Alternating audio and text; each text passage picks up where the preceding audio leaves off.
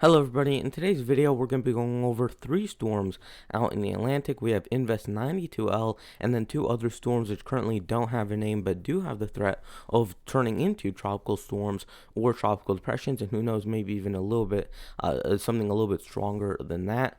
We're going to be covering these storms, tracking the intensity and the forecasted track of these storms, and we're going to be covering all of that and more in today's video, so make sure you are staying tuned all the way until the end.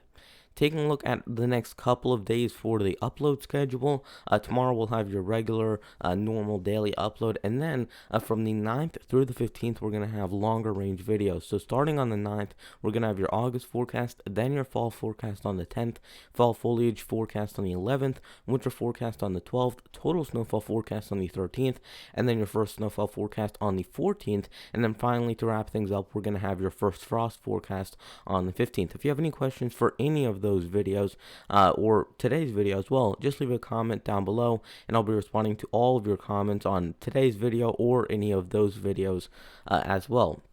So taking a look at the current National Weather Service page, you can see that on the continental United States, we really don't have a lot going on. We have a few air quality alerts in effect for the Rockies, a little bit of Minnesota and Arizona as well, but again, not a lot going on weather-wise over the contiguous United States. We have a few flash flood watches in effect for a little bit of North Carolina and Virginia, as well as a few counties in northwestern Florida, and other than that, not a lot else going on.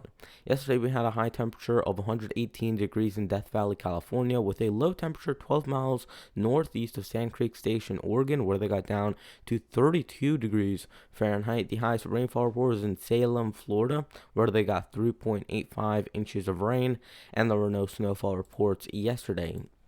Taking a look at the 5-day outlook from the National Hurricane Center, you can see that they actually did add another area that we're watching. So now we have 3 disturbances. We have Invest 92L, which is on the right-hand side of your screen. Within the next 2 days, it has a 20% chance of forming, and within the next 5 days, it has a 30% chance of developing.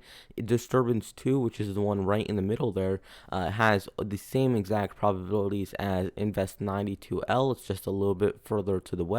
And then we have Disturbance 3, which is a new one, and that one is just east of the Lesser Antilles, and that has a 0% chance of developing within the next 2 days and a 10% chance within the next 5 days. So if you remember from yesterday's video, Invest 92L, that one is still right here, and then we had what was known as Disturbance 2, and that is still over here. So now we have a new storm that we're watching, which is out here, and this could potentially be making a track through parts of the Eastern Caribbean. And it's very interesting to see how all of these kind of line up. They're all in pretty much a fairly similar path to each other, and over the next, I would say, 10-15 days, we're going to see all of these storms take a fairly similar track. So depending on exactly where these go, how strong they are, they're going to all have fairly similar paths. So we're going to really have to follow what the first one does to figure out what the second storm is going to do, and so on. So following each storm is going to be critical, especially in a pattern like this out in the Atlantic.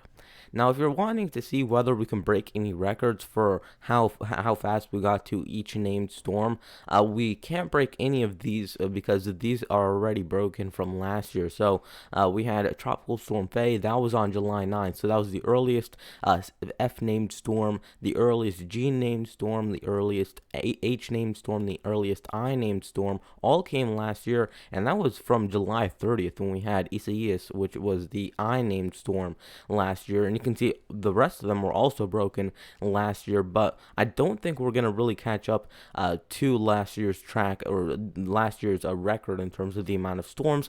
And one of the reasons is because we had that huge break between when we saw Elsa and then what we're seeing now. That was July 1st when they named Hurricane Elsa, and now we're already into August 7th. So that was almost over a month where we had basically zero activity, and it wasn't even like there were a few storms that we were tracking out in the Atlantic. There was basically nothing going on there. So now we're heating up a little bit more, but it's going to be tough to catch up to what happened last year. You can see that August 13th, if we can get the J named storm by that point, we could potentially break that record. But again, we're only on the E named storm as of now, so we're going to still have to get four more storms and then get the J named storm to possibly break any records. And after you get past August 13th, that's when the hurricane season really got active again in 2020. So I don't think we're going to break many records this year, like how we did last year. It was looking like we could. We broke a couple early on,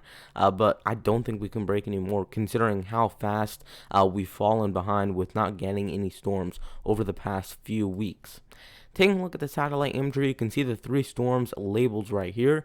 We have Invest 92L, which is right here to the right hand side of your screen. That one is the most developed out of all of them. This one is also fairly developed. This is the one that is southeast of the Lesser Antilles and potentially could be making a track somewhat like this towards the Lesser Antilles. And then we have that middle storm, which doesn't have a huge shot of developing, but again, we still have to track it. And it is starting to slowly develop. There are some signs of development within this cluster of thunderstorms.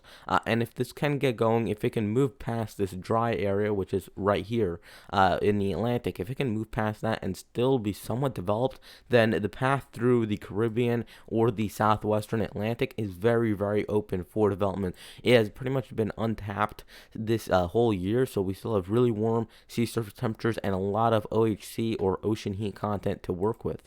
Taking a look at the infrared satellite, which I think gives a good view of the actual thunderstorms, you can see that first storm off to the west, then you have that storm in the middle, which is labeled disturbance 2 on the National Hurricane Center page, and then we have Invest 92L, which is just west of Africa, and you can see that all highlighted based on the cloud tops, and that really gives you a good idea of how strong some of these thunderstorms actually are. Taking a look at Invest 92L, it's located at 12.2 degrees north by 24.7 degrees west. Maximum winds of 28 miles per hour or 25 knots. Minimum pressure of 1,012 millibars as of right now, and it's passing south of the Cabo Verde Islands as of now. So it is fairly far to the west by this point. It has moved quite quickly, and it's moving at about 20 to 30 miles per hour. We don't have the official numbers on how fast it's moving, but just based on how much distance it's covering each day, you would estimate that it's about 20 to 30 miles per hour. Taking a look at the track of the storm, you can see here's the Cabo Verde Islands, and it's expected to move northwest over the next 24 hours, and then by the next 2 to 5 days, I would say, it's going to continue to stay fairly westward and maybe curving a little bit west-northwest, so it's going to stay fairly gradual, and it's not going to move too far to the north, so it's going to stay in pretty much a straight line for the most part as it moves across the Atlantic and as it's approaching the Caribbean. Taking a look at the intensity guidance, this has gone down from yesterday, and I think one of the reasons is because of how clustered, how much of a cluster there is in the Atlantic. We have a bunch of storms out there. We have 3 that the Hurricane Center is tracking. We have many more tiny storms that the National Hurricane Center isn't even tracking right now, but is playing a role into the storm. So I think that's one of the reasons it's kind of using up all that energy out in that eastern part of the Atlantic. And for that reason, it looks like this is going to stay either a weak or a very weak storm, or potentially move up to a tropical depression. And who knows, towards the end of this, you can see that some of these models are tailing it up around the 4 to 5 day time frame. So who knows, we could potentially see, as this gets closer to the Caribbean, a intensification of the storm, and this could potentially go up near tropical storm status. You can see this red line here is bringing this up to a tropical storm. This is an outlier model, so I would not take it too seriously with what it's showing, and I would stick mainly with what these 3 or 4 models are forecasting right now. But again, we don't have too many storms or too many models out on this storm right now, so we still want to wait until we're another 2 or 3 days closer, because by that point we're going to have a ton more models tracking the storm, and we'll have a much better idea of what may happen. Taking a look at the chances of seeing tropical depression winds, and this is over the next few days. And I just wanted to show this because over the next 7 days or so, we do have a fairly high threat coming all the way from Western Africa and moving into the southwestern Atlantic of seeing tropical depressions or tropical storms develop. And it's pretty much in a curved line moving from Western Africa all the way to parts of the southeast. And this is what happens this time of year, and it's very interesting how you can see where we have the multiple storms developing, and they're going to continue to move in pretty much a straight line off of Africa and then moving into the eastern part of the Atlantic. And as they do so, they're going to start to strengthen a little bit more. In August, late August especially, and into September is usually the most active time period for hurricanes and tropical storms. So if we're already getting a ton of storms now, we're going to have to really pay attention by September when we usually get the most of our storms. Taking a look at the sea surface temperatures, these are showing you how warm the waters are. If you're above 26 degrees Celsius, that's 80 degrees Fahrenheit, and that's basically where you want to be if you want to see some development out of these storms. If you're above 80 degrees Fahrenheit, typically you can see some development, and you can see that right within this path, you're all above 80 degrees, mostly around 85 or even 90 degrees in a few of those spots. Taking a look at the amount of ocean heat content, the OHC values, you can see that we are all above normal and all fairly high in this area where we are dealing with the storms. So especially look at all these high values as you get into the Caribbean and the southwestern Atlantic. If it can move into that area, then you're going to have a real good time developing, and it's going to be very easy for these storms to strengthen. So you're going to want to get these storms into that area if you want to see intensification. We're going to hope that they kind of curve around here and move further to the north, and if they do so, then we're not going to have as much of a threat. So that's going to be something that we want to watch for. Hopefully they just curve out into the middle of the Atlantic, and we don't get too many impacts from these couple of storms. Taking a look at some of the model guidance. Now, I just wanted to show you this because this is the precipitable water, and this is a good way of showing you where the storms are actually located. So you can see that I have a storm further to the west, and this will be over the next 2 days. So this is 2 days in advance, but it still gives you a good idea of what we're expecting. You can see that storm just east of the Lesser Antilles. Then we have that storm in the middle, which is right behind it, and then we have Invest 92L, which is right here. Looking at Invest 92L, you can see that the surface low pressure is right here, and then the upper air low pressure is right here. So we have a little bit of a disconnect in the upper parts of the atmosphere. If I were to guess about any one of them being the strongest, I'm going to say that it's probably going to be the middle one. Based on some of these models, you can see that we have the wind pattern somewhat like this. So you are dealing with the winds ramping in around themselves, and then you also have a fairly stacked flow. So here's where the surface low pressure is.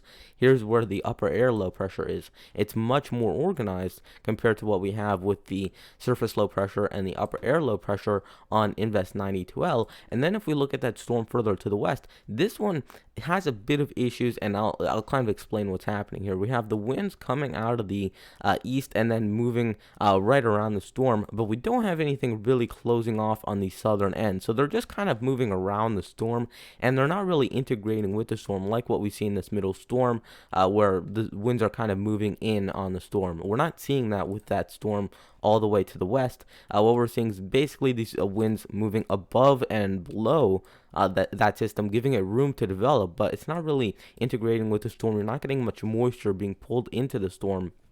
So that could definitely weaken it a little bit. And then you also see that we have a little area of drier air, and that's over the Lesser Antilles and some parts of the Eastern Caribbean, and that could also help weaken the storm just a little bit. But that's basically what's going on out in the Atlantic in terms of how these storms are developing. Also, we have a few more storms that we want to pay attention to. We could potentially see something develop out of this, and also we see a few more areas of rotation. So these are two more areas. We could potentially be dealing with 5 at once if all of these pop up on the National Hurricane Center page. There are two more areas of rotation that I think they could possibly point to and label with the threat of development. We'll have to see. Again, that's all up to the National Hurricane Center on what they're going to do with that. And if you're worried about wind shear, it's not going to be a big deal here.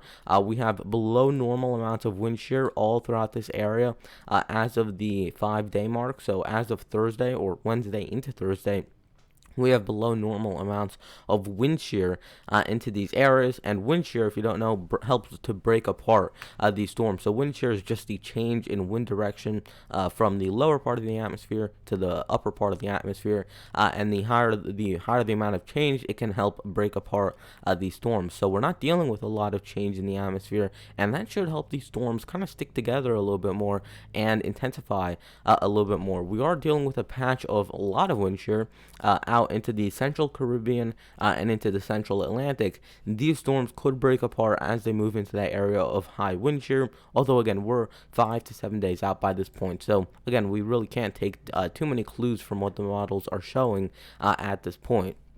Just an update again, on the 9th, we're going to have your August forecast. On the 10th, we're going to have your fall forecast, fall foliage forecast on the 11th, winter forecast on the 12th, total snowfall forecast on the 13th, first snowfall forecast on the 14th, and then your first frost forecast on the 15th.